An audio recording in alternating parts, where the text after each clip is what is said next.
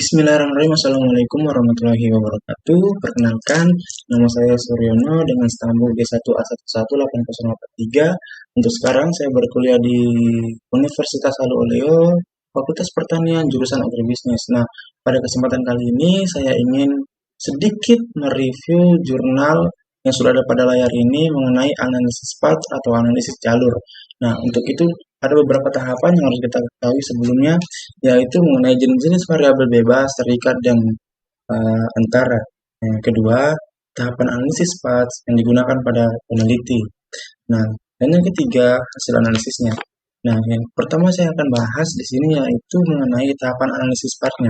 Seperti yang sudah ada pada gambar, nah, tahapan analisis path itu ada beberapa. Yang pertama yaitu pengujian hipotesis secara keseluruhan substruktur 2.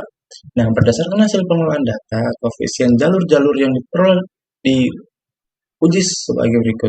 Nah, uji data secara keseluruhan ditunjukkan oleh tabel 3 hipotesis statistik dirumuskan sebagai berikut. Nah, untuk tabel 3-nya mungkin teman-teman bisa melihat di sini ya, tiganya. Kemudian HO, nilai-nilai tugas, ulangan harian, praktek, dan UTS tidak berkontribusi secara simultan dan signifikan terhadap UAS. Nah, dari tabel 3 diperoleh nilai F sebesar 190,201. Nah, nilai probabilitas atau nilai kemungkinannya, situ dia dengan signifikansinya 0,000, karena nilai signifikansi lebih kecil, ingat lebih kecil, dari 0,05, maka keputusan adalah HO ditolak, artinya tidak diterima, yang mengakibatkan diterima HA, yang berarti nilai-nilai tugas-tugas, ulangan harian, praktek, UTS berkontribusi secara simultan dan signifikan terhadap UAS. Oleh sebab itu, pengujian secara individual dapat dilakukan. Nah, untuk yang kedua, pengujian hipotesis secara individual. Untuk menguji apakah praktik tugas ulangan harian dan UTS berpengaruh terhadap UAS, diterima atau ditolak, sebelumnya dibuat beberapa hipotesis. HO sebagai berikut. Nah, ada 4 hipotesis. Yang pertama, kemungkinan HO tugas tidak berkontribusi secara signifikan terhadap UAS. Dan yang kedua adalah ulangan hari HO atau ulangan harian tidak berkontribusi secara signifikan terhadap UAS. Yang ketiga, HO atau praktek tidak berkontribusi secara signifikan terhadap UAS. Dan yang keempat, HO TS tidak berfungsi secara signifikan terhadap UAS. Nah, signifikan dari beberapa variabel eksogen atau variabel eksternal pada tabel 4 di atas ini. Nah, ini bisa lihat kan. Dari tabel tersebut didapat nilai signifikansi untuk tugas sebesar 0,48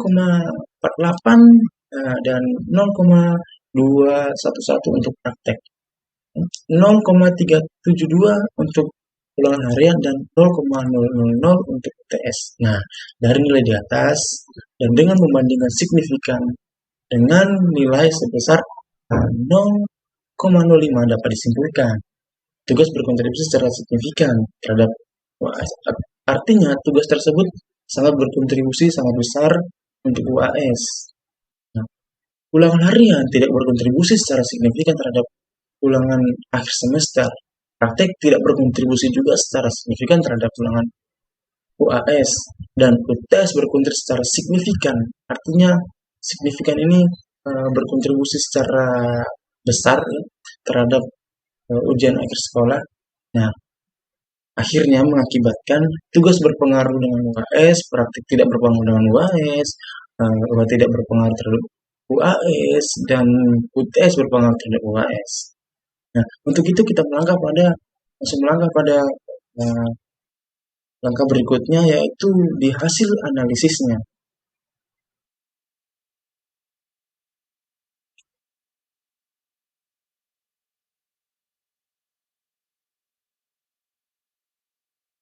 Nah, untuk hasil analisis,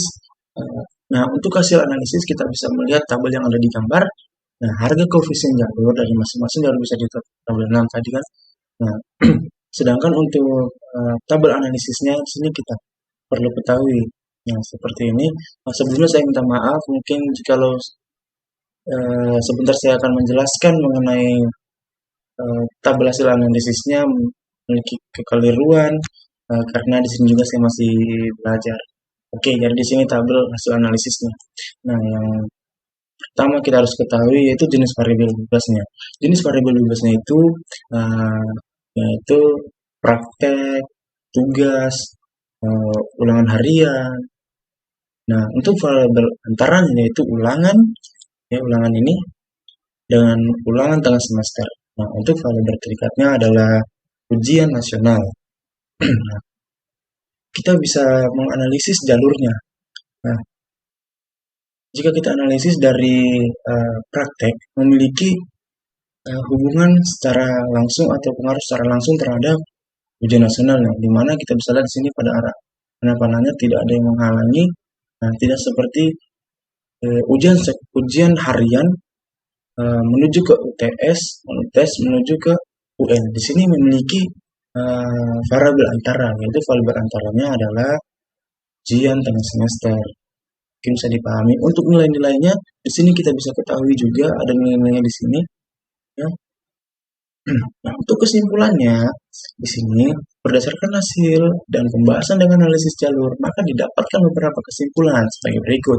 Nah, satu, hubungan variabel pada analisis jalur mengikuti pola hubungan langsung dan tidak langsung dengan campuran. Nah, dua, jalur dapat diterapkan pada analisis hubungan antara variabel eksogen, praktek, tugas ulangan, harian dengan variabel endogen atau variabel dari dalam. UTS, UAS, dan UAN yang dibagi menjadi tiga struktur, ya, tiga persamaan struktural. Nah, yang ketiga, ulangan harian atau X3-nya. Di sini sudah kita bisa lihat ada X3 di sini ya. Ya, X3 terhadap Y1. Ini pengaruh langsung terhadap TS. Sini ulangan harian memiliki pengaruh secara langsung terhadap TS, ya, terhadap TS, dan bersama dengan praktek tidak berkontribusi secara signifikan terhadap UAS atau Y2.